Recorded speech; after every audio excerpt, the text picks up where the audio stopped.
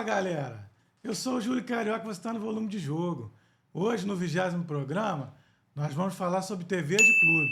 Estamos recebendo o Blue Thierry. Tudo bom, Blue Thierry? Pô, prazerzão, Júlio. Prazer falar contigo e satisfação estar aqui com vocês no Volume de Jogo. Eu soube aí pelas tuas redes sociais que você entrou lá em 2022, né? Isso, janeiro de 22. Janeiro de 22. E como é que você recebeu a notícia que agora, em 25, eles iam mudar a Flá TV? Como quem tá... Na verdade, essa expectativa de mudança, ela já havia por conta do momento de eleição, né? Aliás, dá até um pitaco aqui, e até pensando no bem do Flamengo ou dos outros clubes também, que tem essa questão da eleição no final do ano. É muito complicado para uma nova gestão mudar, ajeitar toda a casa num início de temporada, né? A gente sabe como é que é o calendário do futebol aqui, principalmente o futebol é o carro-chefe da maioria, de todos os clubes do futebol do Rio de Janeiro. Então, assim, eu acho que estatutariamente essa eleição tinha que acontecer um pouquinho antes, sabe qual é? Tipo, em setembro, outubro, por ali, pro novo mandatário ele já ir ali pescando as pessoas, as empresas que vão trabalhar com ele, prestar serviço. Mas eu acho que essa expectativa de mudança, ela já estava meio, assim, dentro da gente desde a situação da eleição que ia acontecer no final do ano, que é sempre depois do fim do Campeonato Brasileiro. E a gente sabia, né, que se a situação ganhasse, se o Rodolfo Landim permanecesse com o indicado por ele, né, que era o Dunch, que muita coisa talvez continuasse, principalmente a prestação de serviço, que era como... que segue esse modelo na Flá TV, agora Flamengo TV, mas que se... eu não vou dizer nem a oposição, né? A situação da situação, porque o BAP é um cara que também fez parte de todo esse processo desse mesmo grupo político, né? Que já rege o Flamengo há alguns anos. Eu acho que havia sim uma expectativa de que se o BAP ganhasse poderia mudar, e foi o que acabou acontecendo, não de imediato, não em janeiro. Eles chegaram a renovar no início de janeiro com prestadores de serviço, fornecedores por ali um período de 90 dias, mas nessa questão da TV acabou que até anteciparam um pouco. E aí no dia 16 de março, né, houve ali o último dia da Flá TV e dia 17 já iniciando a Flamengo TV, com a manutenção de algumas pessoas e a troca de outras, a chegada de novos. Isso faz parte da vida. Para mim, particularmente, não ficou aquela sensação de, pô, acabou, de tipo ser mandado embora. Não, simplesmente não continua. Me senti um pouco Dorival Júnior, quando foi campeão da Libertadores e da Copa do Brasil, e não renovaram com ele. Ele tinha contrato até o final do ano, e a partir do outro ano, a diretoria preferiu por um outro treinador, por um outro projeto. Mas lá em 22, quando você estava, vamos chamar assim, de folga, o telefone tocou. Não, tava de folga, eu trabalhava na Rádio Transamérica. Aí o telefone tocou te chamando para ir para lá. Você sentiu como se fosse uma convocação para a seleção brasileira? Cara, como é que você se sentiu? Cara, eu me senti assim, primeiro que passou a ser um desafio de TV, né? Eu achava que era um degrau importante, eu nunca tinha feito isso especificamente na minha carreira. Já havia trabalhado com site, jornal, rádio, principalmente, a maior parte da minha carreira. Eu falei, pô, preciso pisar nesse degrau nesse momento. E, pô, Flamengo, né, cara? Não tenho o que falar. Eu tava na praia nesse dia, e aí o telefone tocou.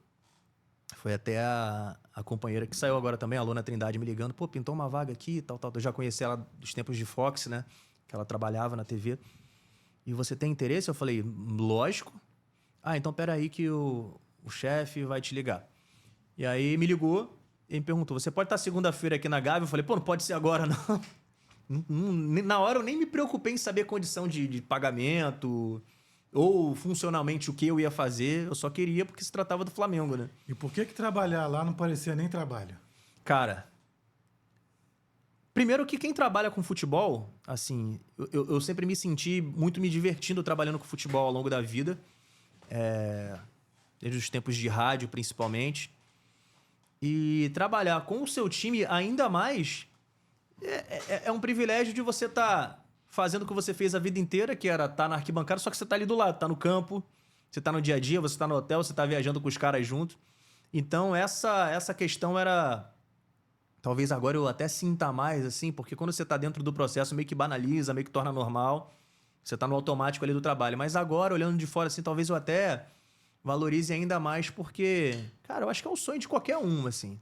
Eu acho que eu vivi um sonho de, sei lá, não sei se dos 45 milhões de flamenguistas, mas de 90%, de 95%. Então eu sempre me senti ali muito privilegiado por estar no meio e num lugar onde muita gente queria estar, sabe? Mas você consegue separar assim o de funcionário do clube com o de torcedor do clube na hora que o jogo tá rolando? Cara, sofri. Sofri muito, principalmente no começo. Agora, no final, eu ainda, de vez em quando, dava uma escorregada, mas eu falo com os meus amigos, né? Que me perguntam sobre essa situação, assim. Cara, como é que é trabalhar? Eu falo, cara, é bom e ruim. Ruim porque é o seguinte.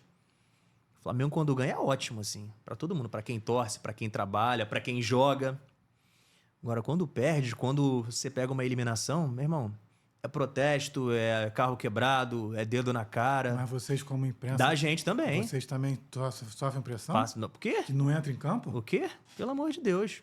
Eu lembro de falar em 2022, da minha, entre aspas, estreia, assim, que foi a final da Supercopa, que foi aquele jogo contra o Atlético Mineiro, lá em Cuiabá. Ah, tá. Aquela final dos Perdemos milhares de pênaltis, pênaltis, perdemos exato. pênaltis, 575 mil pênaltis perdidos. Isso. E aí eu lembro que o Flamengo perde pro Atlético, e aí a gente tá saindo da nossa posição de transmissão, tá pegando o elevador para descer lá para a parte de baixo da Arena Pantanal. E aí, né, a gente cruza com um andar que tava saindo a galera que tava curtindo o jogo de camarote, né? E aí, bebida liberada, o cara já tá meio alto ali, entraram uns caras meio mamados assim no elevador e olharam pra gente, viram que a gente trabalhava no clube. Aí começaram assim, nossa, que papelão, hein? Que papelão que vocês fizeram hoje, né? Como se eu tivesse batido pênalti pro alto. Que papelão. Aí começou a crescer o tom e tipo, um cara lá, meu irmão, um outro torcedor, os caras não tem nada a ver com isso não. Aí o cara saiu do elevador xingando a gente, apontando o dedo na cara. Eu falei, meu irmão, eu já tava preparado, que eu tava segurando o tripé da câmera. Se ele viesse, eu ia tacar aquilo na cabeça dele, ia me defender, né, velho? Mas a gente passa por isso, velho. Mas lá Passa você, também. lá na Flá TV, nesse de 2022, você fez reportagem, narrou, comentou, apresentou e fez documentário. Sim. Qual dessas você mais gostou? E por quê? De todas as atividades? Isso. Cara, é difícil falar isso. Porque eu gosto de fazer tudo isso.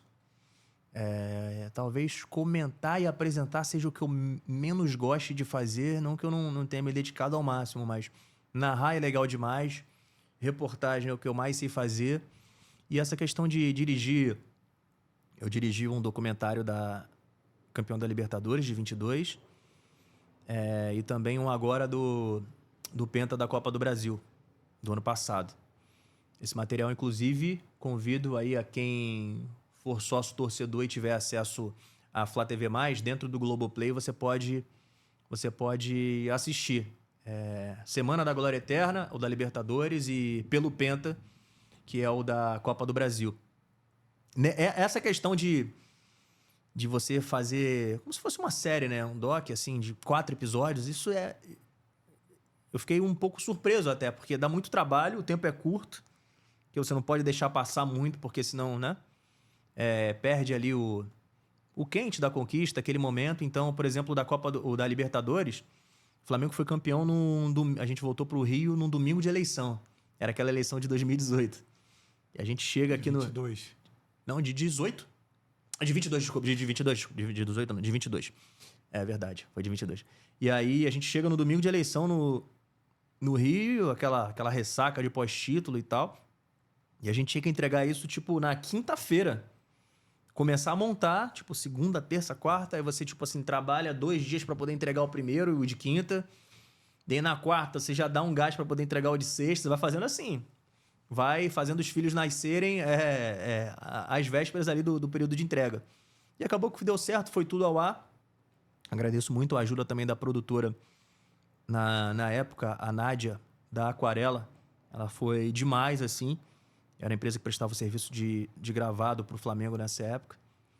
E colocamos no ar, assim. E o produto ficou bem legal. O Daniel, editor também, fera braba. Tá trabalhando hoje na Prefeitura do Rio. E assim, são pessoas que fazem acontecer e muita gente às vezes nem sabe. Às vezes quem leva o crédito é quem aparece ou quem tá falando ali na frente da câmera.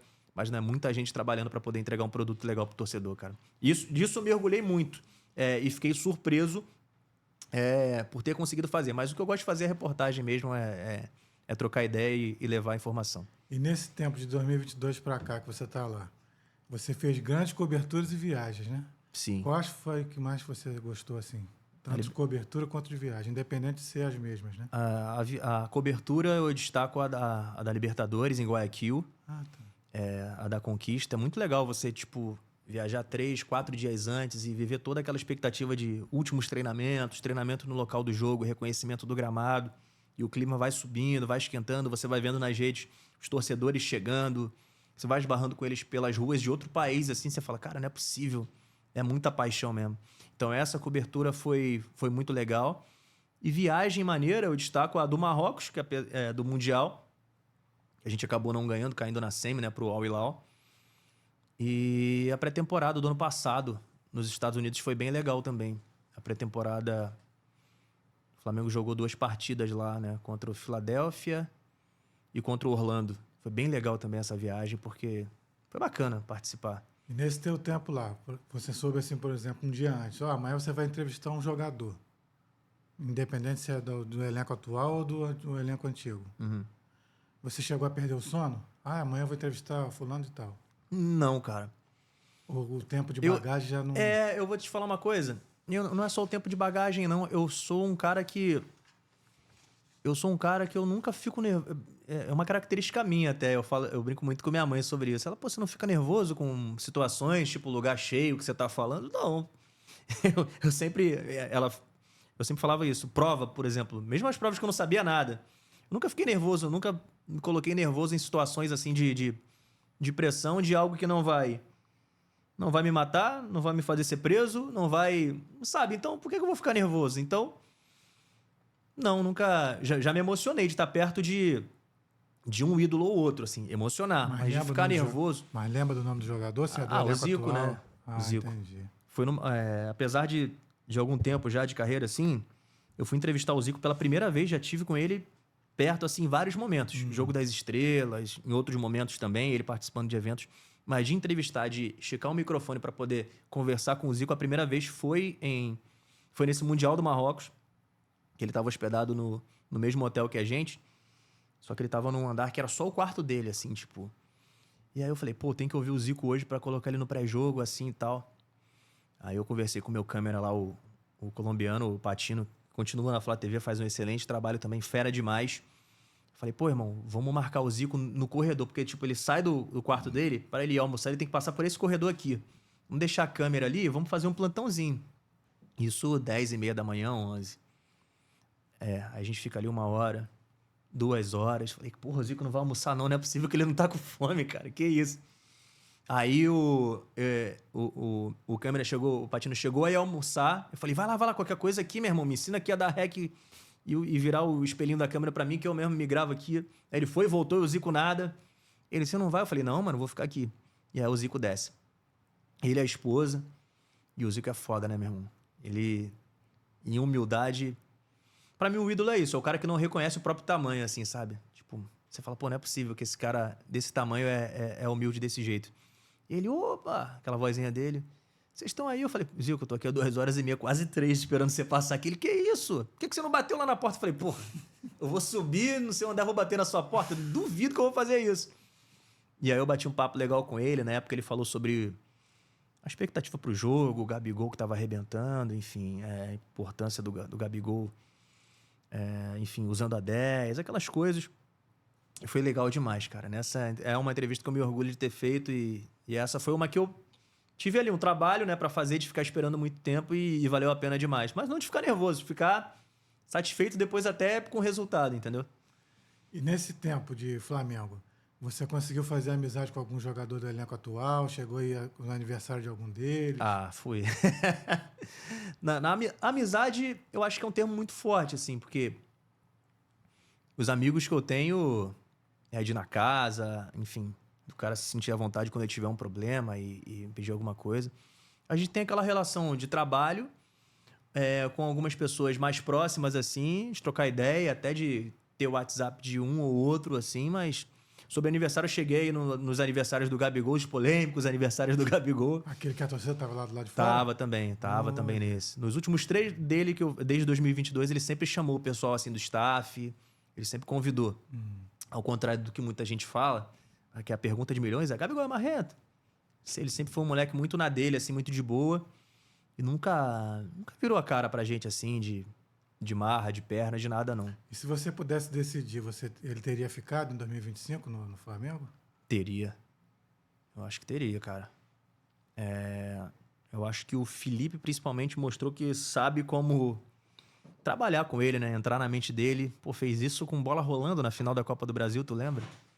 Momentos antes dele fazer o primeiro gol ali, ele tem uma discussão, uma troca de farpas ali com o Felipe na beira do campo. Esse vídeo roda aí até hoje. Lembro.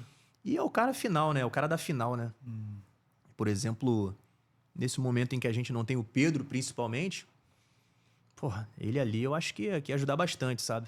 Aproveitando que você falou da final do Flamengo com o Atlético Mineiro, você chegou aí cobrir lá no... Sim, tava em BH. Lá em BH? Aquele- Chegou a tomar pressão também? Porra, pressão Passou e bomba, né? Bomba perto de você? Meu irmão, Como é que aquilo foi lá o dia? parecia a faixa de gás ali. Como é que é? Ali no na faixa de gás que a gente tem aqui no Rio. Aonde você estuda ali, amor? Na Manguinhos ali, meu irmão. Parecia aquelas... Cara, o que eu vi em campo nesse dia foi algo inacreditável, pô. Eu vi quase 2 jogadores, assim. Primeiro eu vi o Michael no primeiro tempo, uma bomba cair a 4 metros dele enquanto ele tava no chão sentindo. Depois eu vi o Plata, quando fez o gol, tacaram uma bomba nele. Você lembra disso? Que ele desvia assim. O Marquinhos do canal Tudo pelo Flamengo teve aqui e falou isso. Cara, é assim, ele tá indo comemorar o gol, que a torcida do Flamengo tava em cima, em frente à torcida do Flamengo. Se não puder comemorar gol também, acaba o futebol, né? Porra, aí acabou o futebol. Se faz o gol, fica triste, valeu. E aí voa uma bomba em cima dos jogadores, do bolo dos jogadores do Flamengo. Tem uns que até anteveem assim e falam, sai, e a bomba explode do... Cara, um fotógrafo que tava ali trabalhando teve que passar por operação, porque pegou no pé dele uma das bombas. Soube. E, cara, foi muita bomba. E, sinceramente, cara, se começarem a achar isso normal e derem o tipo de pena que deram pro Atlético lá de... Não sei nem quantos jogos foram, cara, mas eu achei poucos. Eu também achei. Eu achei muito branda a pena. Isso. Eu acho que, cara, é você atestar que, tá valendo, pode entrar com bomba, então. Pode tacar bomba no campo. Porque bomba, o pessoal entra no Maracanã também. Entendi. Quando o Maradona falaram, torcedor, não solte bomba. Bum, é a hora que explode uma. Mas assim, tacar no campo? Que é isso, cara? Aí virou guerra, não é mais futebol, entendeu? E esse jogo foi tenso nesse sentido, cara. Eu vi também, presenciei nesse jogo, um Stewart, né? Aqueles caras que trabalham com coletinho verdinho, sendo, assim, brutalmente agredido pela torcida do Atlético, cara. Eu pegando aquelas barras de ferro e dando nele assim. Pô, o cara tá ali trabalhando, sei lá, pra ganhar R$ 200 a diária, não sei quanto é. E o cara sai de casa pra apanhar, cara, sabe? Tipo, mano, vergonhoso, vergonhoso. Fora que depois que o Flamengo foi campeão também subiram o hino do Atlético no talo, no estádio. Enfim, continuam sem ganhar nada no estádio deles, e é isso. Você que trabalhou na base e também no profissional, deve ter trabalhado com o Felipe Luiz na base, né? Cheguei a fazer um jogo ou outro, cara. Eu sempre narrei muito...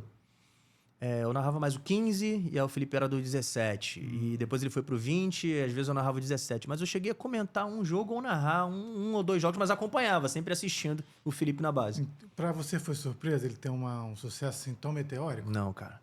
Eu acho que pra torcedor do Flamengo nenhum, né? Tanto que o pessoal já pedia desde a época que ele era jogador, né?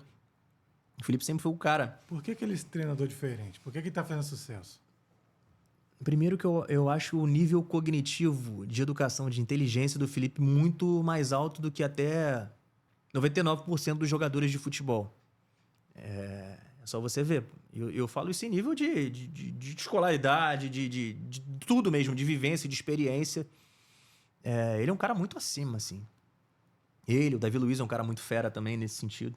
Mas o Felipe, você via que ele era um cara extremamente preocupado com o mínimo detalhe. Ele não descansa. Ele não descansava como jogador.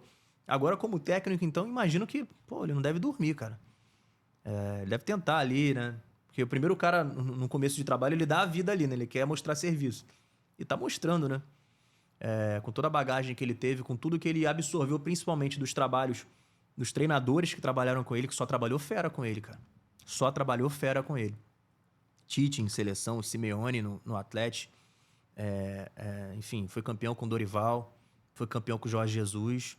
Ele absorveu muita coisa boa de cada um ali e dentro daquilo que ele acredita como futebol, ele implementa, sabe? Então Eu acho que é zero surpresa, cara. Zero surpresa o Felipe tá colhendo o sucesso que ele colhe, porque sempre foi um cara chato no bom sentido, de extremamente preocupado com a melhor entrega, tanto como jogador quanto como técnico. Então ele agora, como técnico, o Flamengo tá em boas mãos, não precisa mais ficar clamando pro Jorge Jesus voltar. Não sei. Eu acho que um dia o Jesus vai ter que voltar ou para confirmar tudo aquilo que ele significa para a história do Flamengo ou para exorcizar o próprio fantasma dele, sabe? De tipo assim, não ganhar nada e o pessoal falar, eu acho que um dia o Jesus vai voltar pro Flamengo, eu acho. Mas tomara que não seja agora, né? Que o Felipe fique aí muitos anos, porque tá mostrando o trabalho. Vai começar a ser assediado por clubes também. Né? Conhecendo o Felipe, assim, um pouco dele, eu acho que ele não seria um cara que abandone... Achismo, tá? Não é informação. Que ele não ia ser um cara que ia abandonar o Flamengo por um caminhão de dinheiro para se colocar em um projeto, sei lá, na Arábia. Eu acho que não. Sabe que o cara é profissional também, existem propostas e propostas, né? Mas eu acho que ele só sai quando ele sentir que, de fato, o ciclo dele no Flamengo acabou. E não vai ser por dinheiro, não vai ser por proposta, talvez, de seleção. Até porque ele é um cara muito consciente, assim. Eu acho que dentro dele, ele tinha a impressão de que ele era muito jovem ainda para assumir o Flamengo. Muito jovem em termos de profissão, né? Que ele foi de fim de jogador profissional a técnico do profissional do Flamengo em 1 ano, passando pelo 17 e pelo 20, período de 1 ano. Eu acho que dentro dele ele ainda se sentia muito cru. Então ele precisou de todo um aparato e convencimento e respaldo da diretoria, a gestão do Landim, tá? Que fique bem claro. E foram os que conseguiram convencer de que era o momento dele assumir o Flamengo. Às vésperas de uma decisão ali de Copa do Brasil, ele classificou o time ainda ganhando a semifinal com o Corinthians, né? Mas o Boto falou esses dias aí que foi ele que escolheu o Felipe Luiz. Nesse novo processo, o BAP deu total liberdade. Isso está em entrevista, né? O presidente disse que deu total liberdade ao José Boto de montar o processo do futebol para 2025. E a permanência do Felipe, segundo o próprio Boto disse na primeira entrevista, ou numa das primeiras entrevistas no Ninho também, passou pela decisão dele. E assim, eu vou ser sincero, se ele não... Eu acho, né, que a torcida do Flamengo vai ficar muito chateada se o Felipe não permanece. Eu acho. Acho, não tenho certeza. Ia ser meio que um Dorival 2, assim, de 22 para 23, né, não permanecendo. E não tinha por que tirar o Felipe, assim. Você vai se lançar no mercado a procurar técnico, sendo que você tem um cara desse nível em casa já, não ia ter por que mexer no Felipe. Ano passado, a venda do Wesley para a Atalanta melou, né? Sim. E esse ano, será que ele sai mesmo? Vai ser difícil segurar, cara. Não sei se sai esse ano, não sei se fica até o final do ano. Mas em termos mercadológicos mesmo, acho que vai chegar um caminhão pro Wesley. Acho. Também não a informação é achismo, mas quem acompanha futebol sabe, é só juntar 1 mais 2 com tudo que ele tá jogando, com a projeção que ele tá tendo, agora sendo convocado para a seleção. Entrou e arrebentou no lugar do Wanderson no primeiro jogo. Vai enfrentar a Argentina, não tem jeito. Cara, esse moleque, ainda mais pra posição escassa que é de lateral no mundo, não digo nem nível de Brasil, no mundo. Me cita aí 5 laterais direitos fenômenos que você acha hoje. Não tem no futebol mundial. Como mudou isso, né? Antigamente a gente tinha tantos. Laterais esquerdos também. A posição de lateral ela é muito rara, assim, de você ter um cara com volúpia, com vitalidade, sabe? De atacar do jeito que o Wesley ataca. Se mostrou muito bom defensor nos clássicos recentes também, nesse campeonato carioca. Então, assim, o moleque tá voando. E volta por cima, né? Que era um moleque criticado. Eu via muito da torcida no início de carreira, que às vezes não tem muita paciência, mas há de se entender que é um garoto ainda e vai errar, vai acertar. Mas agora parece que ele engrenou uma 5ª marcha ali e tá voando, cara. E o Léo Ortiz, parece que esses dias ele estava dando uma entrevista lá no Ninho e recebeu a visita do Zico, elogiando ele, né? Você concorda com os comentários do Zico? O Léo é muito diferente, cara. É outro jogador de um nível, falar nível de sapiência, né? Assim, pra mim, estilo Felipe Luiz, assim, inteligentíssimo. Eu lembro de uma entrevista do Pedrinho, hoje presidente do Vasco, que ele falava sobre cognição no futebol e a importância. Você lembra dessa entrevista? Lembro. Cara, você pode se preparar fisicamente, você pode ter passado por todos os desafios, mas futebol não é só... Apesar, né, da resistência que você tem que ter hoje pela intensidade do jogo, mas a inteligência diferencia o craque do mais ou menos, do bonzinho. E o Léo é inteligente demais. O Ortiz, o Pereira também. Aliás, o Flamengo ele tem um conjunto muito bom nesse sentido, né? Jogadores que têm precisão no momento de tomada de decisão. Eu acho que esse é o diferencial do elenco do Flamengo. Só cara cascudo, só cara que sabe sentir o jogo. Porra, Gerson, De La Cruz, Arrascaeta. Aí você tem 2 caras na zaga que, porra, sabem sair jogando. O Léo Ortiz foi volante na base. Por isso ele tem essa qualidade. Foi até usado nessa função pelo Tite, porque ele jogou como volante no Internacional. Não sabia. Só ele foi volante na base. Tem a característica do futsal, né? Histórico de família do pai dele, que foi um cracaço da seleção brasileira de futsal. E, assim, é absurdo que ele joga, tranquilidade, postura. Teve até um clássico aí, eu acho que o primeiro contra o Vasco, que ele tava errando muito, e é irreconhecível quando você vê numa partida o Léo Ortiz errar 3 passes. Você fala, porra, o que tá acontecendo? Que a gente sabe o nível dele, o nível de futebol dele. É um outro cara também que... Projeção, assim, para mercado internacional, acho que tem muita. Tem muita, assim. Aí vai depender de cada um, o que cada um tem como plano de carreira. Mas ele e o Wesley hoje, em termos de potencial de venda, eu acho que são os 2 grandes jogadores que tá todo mundo ali olhando e observando, cara. Agora, no meio do ano, quando vinha melhorar da contusão, você decidisse lá pelo futebol, você ficaria com 3 laterais esquerdos ou passaria o Ayrton Lucas para a segunda linha? Cara, Opinião. eu vou ser sincero, eu gosto dos 3. Gosto dos 3 jogadores, assim. Do Ayrton Lucas, do Vinha, do Alexandro.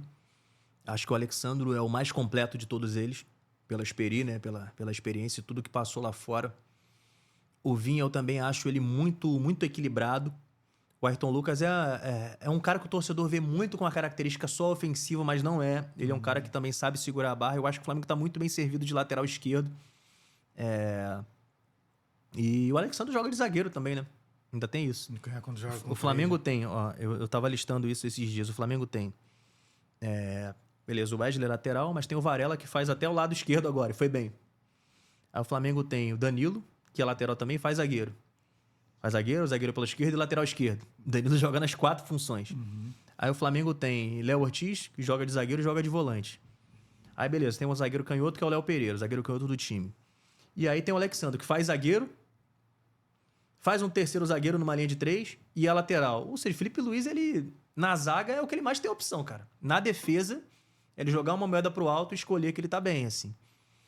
E vamos ver como é que vai ficar a questão de elenco, né? Porque aí é uma parada pro Felipe Luiz. Gerir jogador insatisfeito é difícil pra caramba. E você sabe que quando você tem 1, 2 caras muito cobras ali da posição, fica ruim pra um terceiro. Vamos ver quem é que vai ficar como terceiro aí quando os 3 estiverem de fato à disposição. Vamos ver se o Vinha vai voltar jogando essa bola toda, tomara que sim. E que quem vai sair ganhando com isso é o Flamengo. Eu acho que vai depender de todo mundo estar muito satisfeito nas condições que vão ser propostas, ninguém ficar puto de ficar na reserva, e o Flamengo entender também questão de caixa, né? Que dá para manter os 3. Aí vai ser uma opção do Flamengo. Eu manteria. Eu acho que a gente tem muito campeonato e muito jogo para poder jogar todo mundo. O Alan chegou em 2023 indicado pelo Sampaoli, né? O Alan. Isso. Você acredita que esse ano ele encontra o futebol dele? Eu acho que já encontrou. Inclusive, cara, vou dar uma opinião aqui. Não é porque eu estava dentro do processo e tal. Teve partidas em que o Alan realmente quebrou, mas eu acho que em outros jogos aquele cara foi um cara tirado para Cristo algumas vezes, sabe? Porque quando o time não tá bem, o pessoal vai caçar um zagueiro, um volante, o goleiro para falar mal. Sempre um cara de defesa. Ou um cara que não sabe sair construindo a jogada. Nunca sobra pro cara que perde gol. Já percebeu isso? Por exemplo, e óbvio, né, que o lance capital foi esse, mas em 2021, quando perde a Libertadores, culpa do André, certo? Escorregou? O pessoal fica puto com ele. Pessoal, pra mim a culpa foi de quem atrasou pra ele muito forte. Davi Luiz? Tá tudo certo. Não, eu acho um conjunto, a gente pode discutir esse lance, inclusive. Mas ninguém lembra do gol que o Michel perdeu, do gol que o Gabigol perdeu, do lado da trave. Sim. Ou ninguém dá o mesmo peso, né? É só o gol que toma, não é o gol que deixa de fazer. Então, assim, eu sempre acho muito injusto com defensores essa questão da cobrança sempre recair em cima da zaga. Porque a zaga perde jogo, de fato. Mas o ataque também deixa de ganhar. E o que acontece? Sobre esse lance, inclusive, eu acho que o erro todo foi o Flamengo estar ainda muito com aquele estigma da confiança de que vamos virar a qualquer momento. O jogo tava 1-1, cara. Não precisa se arriscar. Toca a bola na boa. Não pode o último zagueiro estar à frente do volante e dar um passe para trás. O Flamengo tava muito em cima. E, de fato, a gente sentia que tava melhor que o Palmeiras no jogo e fosse ganhar.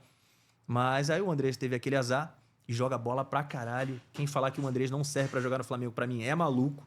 Que ele joga muita bola e é um cara flamenguista. Sente muito, assim, a questão do campo. Mas, voltando ao assunto, eu acho que o Alan, ele foi muito tirado para Cristo em alguns jogos, apesar de em muitos outros ele ter quebrado. Mas nesse ano ele tá bem, cara. Ele pode ser um cara muito útil, como tem se mostrado. E é um cara da resenha, assim, sabe? Contagia o elenco positivamente, pelo que a gente percebe internamente. Eu acho que é o ano da virada de chave dele dentro do Flamengo. Porque no Atlético ele jogou bola. No Fluminense ele jogou bola. Cara, não esquece, cara. Simplesmente não esquece. É você dar tranquilidade ao cara. Futebol é muito psicológico e confiança. Se ele tiver isso, ele vai com certeza conseguir ajudar. E o Charles Alcaraz, tu teria ficado com ele ou ele tinha que sair mesmo? E o Felipe... Quem sou eu pra falar pelo Felipe Luiz, cara? Se ele sentiu que eu não ia dar pra aproveitar o cara, que tinha outros jogadores na frente do Alcaraz, como ele disse, né? Eu acho que ele teve que seguir o caminho dele mesmo.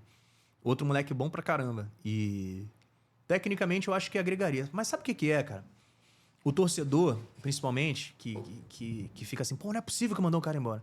Ele acha que dá pra gerir. Futebol é uma gestão de pessoas também, não é só... Não é só campo e bola. Não é só campo e bola, cara. Não adianta você ter 40 atletas, 35, não adianta. Porra, poderia... Por mim não mandaria o Andrés embora, não mandaria não sei quem embora, ninguém vai, o Gabigol fica, né? E aí? E quem joga? Só joga 11, cara. E só entram 5. E os outros? Então é difícil pra caramba, sabe? Até esse planejamento, essa estratégia da gestão de pessoas, isso é muito levado em conta. E pouca gente discute sobre isso. Pouca gente discute. Você falou aí da questão dos 3 laterais. Quando o Vinha voltar, vai ser uma questão para ser resolvida. Não tem jeito. Ou vai sentar todo mundo e vai alinhar, ó, vão ficar todo mundo de boa e ok, todo mundo vai dar ok. Mas vai ter uma hora que, o cara quer jogar, o cara não quer ficar apagado e no banco de reservas, entendeu? Seja lá qual for o jogador. Pô. E você não acha que o elenco carece de um reserva para o Arrascaeta? Mas quem é o reserva do Arrascaeta? No futebol brasileiro ou sul-americano? Talvez o Lohan. Lohan? Cara, eu acho jogadores de características bem diferentes e de níveis de futebol diferentes, né? Lohan é um moleque que tá começando. Surgiu muito bem.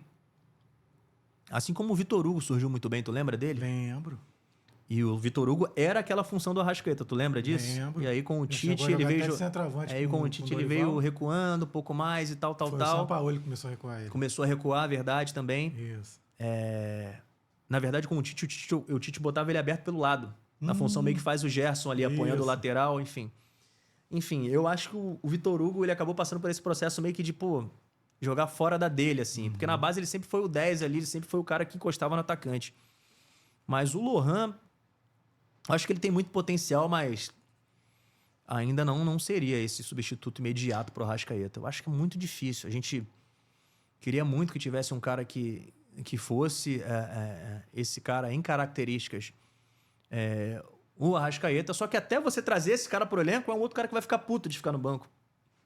Entendeu? Traz um cara que joga bola assim, nesse nível e fala pra ele que ele vai ficar no banco do Arrascaeta. Ele não quer, ele prefere ser titular no Atlético, no Palmeiras, no Corinthians, entendeu?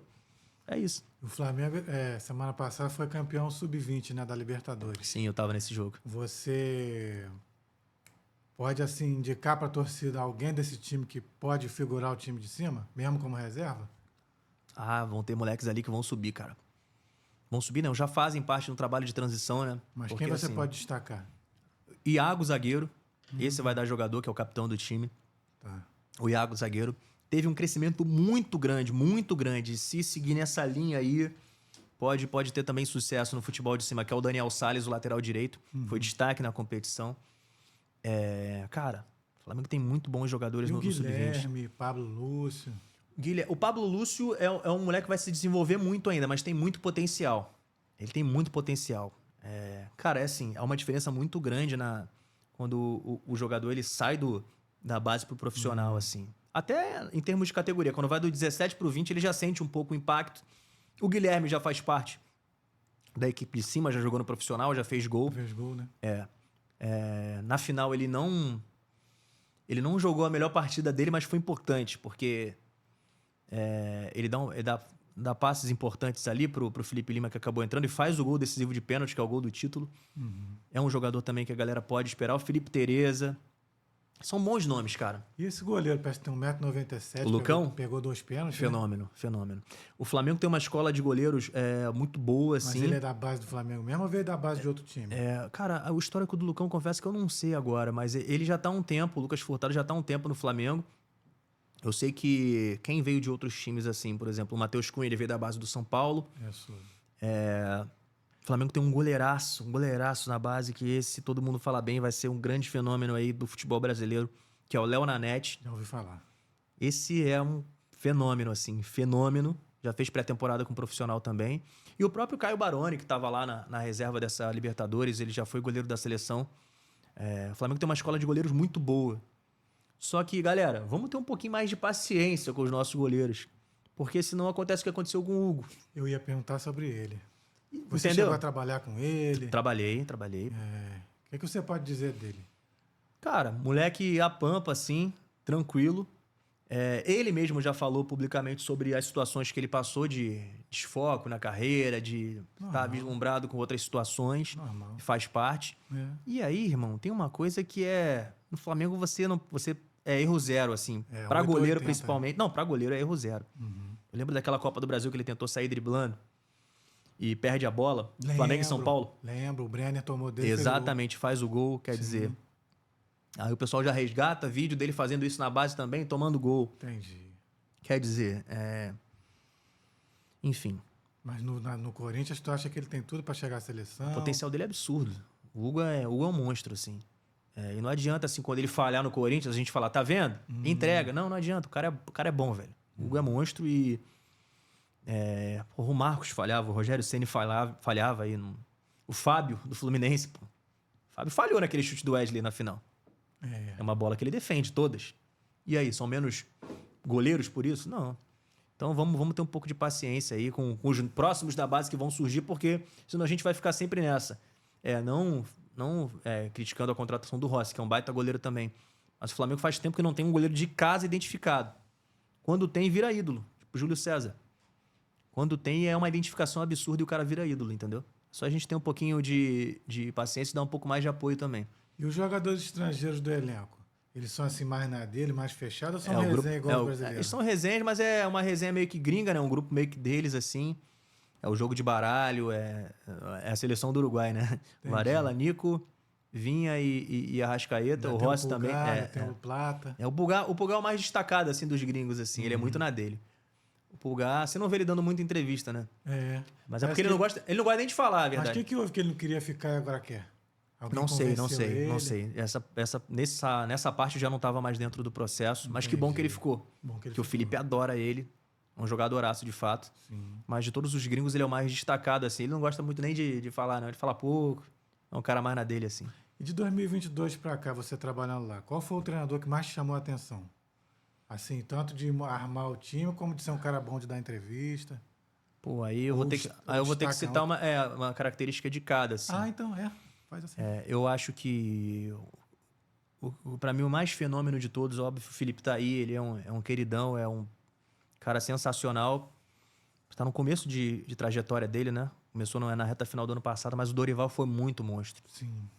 O Dorival foi muito monstro no sentido de...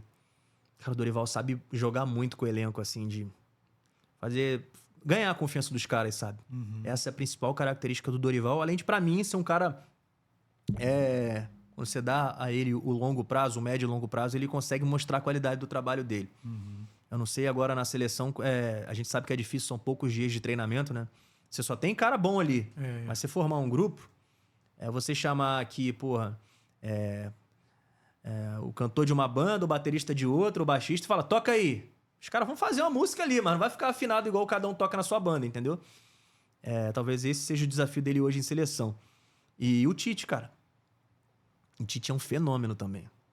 O torcedor do Flamengo pode não ter gostado do trabalho dele, pode achar o Tite... Cara, o Tite não é fraco, não é ruim. Ele pode não ter dado o match ali com o Flamengo. Mas o Tite é muito bom, cara. E um cara extremamente preocupado também com a parte humana das pessoas. Todos, não só jogadores. Ele fazia todo mundo se sentir parte do processo, assim. Se você estivesse passando na porta e ele estivesse dando uma pressão, vem aqui, ouve também. E fazia você ficar vendo, você fica encostado aqui, tipo... Tipo, assim, o Tite é um cara maravilhoso também. E você, como torcedor, Tem algum jogador do futebol brasileiro que você gostaria de ver com a camisa do Flamengo? Porra, boa pergunta. Queria vários. Queria vários. Então fala só vários. brasileiro, porque se for falar Só estrangeiro... Ah, não. Que joga no Brasil? Fala só jogador brasileiro. Se for falar estrangeiro, né, vai falar... John Arias, vem. Sim. Vamos lá no Palmeiras. Estevão, vem. Pô, não tem como. Tem muito jogador bom, cara. Os times estão muito bem. O Hulk, eu queria muito ver no Flamengo. Queria muito ver o Hulk no Flamengo. O Alan Patrick do Inter, eu queria que ele tivesse voltado pro Flamengo. Muito bom jogador, né? Porra, eu acho ele monstro. Ah, vários, cara. Do Corinthians tem alguns ali também. O Garro, pra mim, joga muita bola. E quem são os favoritos para ganhar a Libertadores de 2025? Na tua opinião? Eu acho que permanecem os brasileiros, cara, assim. Flamengo. Coloca o Botafogo também. Apesar do Botafogo estar iniciando o ano dele agora, né? Acho que sempre Flamengo, Palmeiras, sempre vão ser os times ali que vão ser contenders, né? Postulantes ao título, como a gente fala. Mas eu fico entre os brasileiros, cara. Flamengo, Palmeiras e Botafogo. Acho que chegam, pelo menos um desses três chega na final de novo. Não sei contra quem, ou se um contra o outro, e vamos ver o que sai daí. E seleção brasileira? Você acha que tá faltando camisa 10? O Neymar pode ser esse 10? O 10 pode ser o Alan Patrick? O que você acha aí nessa posição? Porque laterais a gente já concluiu que não tem. Eu acho que nem o Neymar. Eu acho que o Neymar é 10 só no número, né? Porque a gente se acostumou a falar de 10 é mais atribuindo a característica de 10, né? Quando a gente fala de 10, eu penso sempre num meia clássico. Vestir a 10, vários ali podem vestir, mas em característica eu acho que o Brasil hoje não tem um jogador 10. Não tem. Talvez tenha, mas já passou o tempo dele, que é o Paulo Henrique Ganso. Acredito que ele não vai fazer mais parte nenhum de projeto de seleção. Acredito. Mas no ano que o Fluminense foi campeão, ele voltou a ser o 10, hein, cara? Que o Ganso jogou de bola quando o Fluminense ganhou a Libertadores de 23. Cara, foi algo assim, absurdo. O Ganso ressuscitou. Tipo assim, vou jogar futebol que eu sempre joguei. E jogou pra caramba. Gosto muito do futebol dele, cara. Sempre gostei. Precisava ficar parado 10 anos, né, Ganso? Pra poder voltar a jogar bola. 10 anos ali jogando mais ou menos, enfim. A gente sabe que o cara, quando tá com confiança, é toda a diferença. E o conjunto em volta dele facilitou também, né? Tudo deu certo pro Fluminense. Agora vamos falar do Fla-Flu.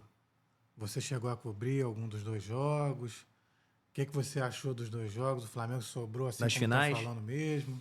O Fluminense equilibrou. O que tu achou dos dois jogos? Posso te falar uma verdade, cara? Toda. E eu tô com o torcedor do Fluminense nessa. Eu acho que muito culpa do Mano, assim. Principalmente no segundo jogo. Você já tá perdendo o jogo e, assim... umas trocas meio 6 por meia dúzia, sabe? Nada muito ousado que fosse tentar incomodar o Flamengo. A gente sabe que você partir pra cima do Flamengo também é meio que você pedir pra perder, né? Foi talvez o que aconteceu até no Flamengo e Vasco, no primeiro jogo Flamengo e Fluminense. Mas, assim... O Fluminense fez muito pouco nos dois jogos, muito em função também do que o Flamengo fez para anular o Fluminense, mas eu acho que um pouco também por falta de ousadia, sabe?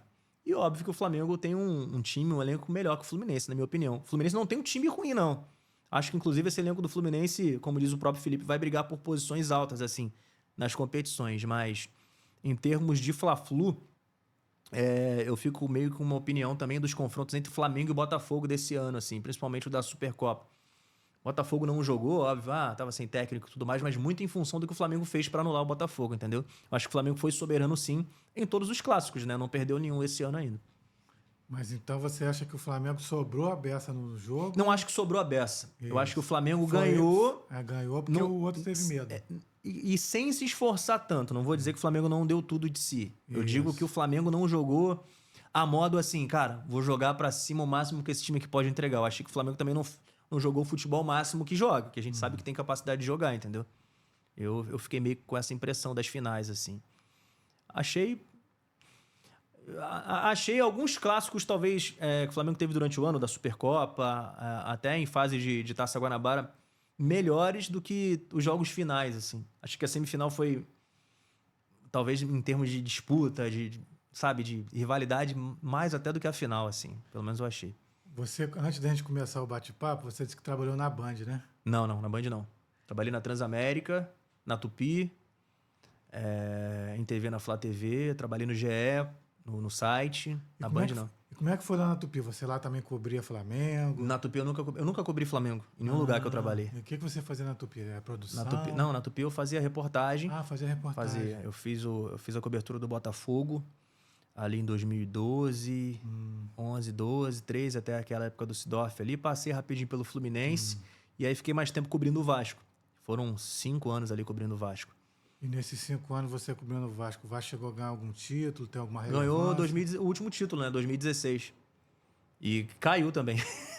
Entendi. Eu cobri 2 rebaixamentos do Vasco, 13 e 15. Entendi. E na época que você cobriu o Botafogo, o Sidorf tinha essas polêmicas mesmo que o pessoal fala aí? Isso veio muito a público depois, né? Isso, depois que ele saiu. né? Bem anos depois, assim, mas era um cara metódico, assim, dava pra perceber que era um cara diferente, aquele chato no bom sentido também, de querer tudo certinho no trabalho. E, porra, um cara vindo com a bagagem que ele vem da Europa e vendo como as coisas funcionavam aqui no Brasil em 2012, 2013, que era bem, não vou dizer menos profissional, mas hoje as estruturas estão melhores do que eram há mais de 10 anos. Então, assim, dava pra ver que ele era meio cri-cri, assim, mas era um cara bom também. E nesses 5 anos que você trabalhou na Tupi, você chegou a trabalhar... 6 anos. Você chegou a trabalhar com a Paulinho, Sim. com o Gilson Ricardo? Sim. O que você pode falar deles? Cara, o Apolinho, eu sou meio suspeito de falar assim, porque eu não vou citar nomes aqui, mas enquanto muita gente achava o Apolinho um cara extremamente exigente, um pouco até carrasco com a qualidade do programa dele que ele queria entregar no ar, comigo ele foi sempre muito de boa, assim, tipo, sempre me incentivou muito, sempre falou bem quando eu fazia uma parada maneira. E é um cara que deixa muita saudade pra todo mundo, assim. Ter gravado diariamente durante 5, 6 anos pro programa dele é um dos grandes privilégios, assim. Eu boto em currículo isso, assim, porque é uma experiência e tanto, sabe? Diariamente. E você chegou a trabalhar com o Zé Carlos Araújo Cheguei. e o Penido juntos ou um só dos dois? Cheguei a trabalhar... O Penido foi meu primeiro chefe, né? O Penido foi o cara que me contratou na Tupi, me deu a minha primeira oportunidade como jornalista em esporte, porque eu trabalhava na promoção da Rádio Nativa FM, né? Que era do grupo. E aí ele que assinou a minha primeira carteira lá como repórter lá, enfim. Cheguei a trabalhar com o Penido e aí peguei aquela transição, né? Quando o Penido sai da Tupi para ir para a Rádio Globo, o Garotinho já estava em outras rádios, Bradesco, Transamérica, o Jota assume na Tupi. Depois o Garotinho vem pra Tupi, eu também tô lá quando ele chega. Cheguei a trabalhar com os dois na Tupi. Simultaneamente não, nessa fase juntos não. Para a gente encerrar o nosso papo. Fala aí dos teus planos futuros. Se não puder falar, você também... Posso falar, não tem problema nenhum. Bom, terminado esse ciclo no Flamengo, né? A princípio, porque eu ainda vou ter uma conversa com o pessoal da nova direção, a gente vai tentar ver, né, de alguma forma, se meu serviço ainda serve, se encaixa, se eu posso colaborar com o tempo que eu tô tendo também, porque eu iniciei há 2 semanas um trabalho como assessor de imprensa na prefeitura de Maricá, tô lá. E dentro dos próximos passos eu tô com mais 2 projetos aí envolvendo esporte também. Em breve o pessoal que me acompanha aí vai poder ficar sabendo, se Deus quiser, tudo dando certo. Mas eu tô aí. Com esse trabalho agora, mais um degrau novo, né? Porque eu também nunca fiz esse trabalho de assessoria. E tô querendo muito viver isso e, ao mesmo tempo, conciliar com essa questão da não exclusividade, né? Porque na Flá TV a gente tinha que ficar full time lá. E agora, enfim, agora eu não tendo essa exclusividade, pelo menos lá no novo trabalho, eu não preciso trabalhar só lá, colaborar só lá. Então eu tô pretendendo pegar outros trabalhos, outros projetos. Tô, se Deus quiser, perto de fechar outros 2 aí e vamos conversar lá para ver. Se não voltar agora, um dia eu volto. Acho que um dia eu volto pro Flamengo, assim. Não sei se agora, se mês que vem, mas quem sabe um dia eu volte. A galera tem me mandado muita mensagem, muito carinho nesses últimos dias aí. Tem sido bem legal. Você gostou do volume de jogo? Pô, show de bola. Voltaria outras vezes? Com certeza. Só marcar. Deixa tuas redes sociais. Pô, a galera me segue aí. Cara, na verdade, tudo meu é meu nome, né? É difícil de escrever, mas é só eu colocar meu nome que a conta já pega de primeira, assim. Não tem o homônimo. Então, ó, aqui embaixo... @BlueTR no Instagram. No TikTok também, se você jogar BlueTR, você me acha lá. Eu acho que lá no TikTok eu tô BlueTR Lima. Twitter eu não uso muito, galera. Então, se quiser seguir, segue. Joga BlueTR que vai aparecer. Eu vou aparecer em todas as redes. BLUTHIERE. Essa pronúncia tá aqui embaixo para vocês poderem me seguir aí, dar essa moral. Galera, o 20º programa do Volume de Jogo está chegando ao fim. Se inscreve no canal, ativa o sininho, curte, comenta e compartilha. Um abração.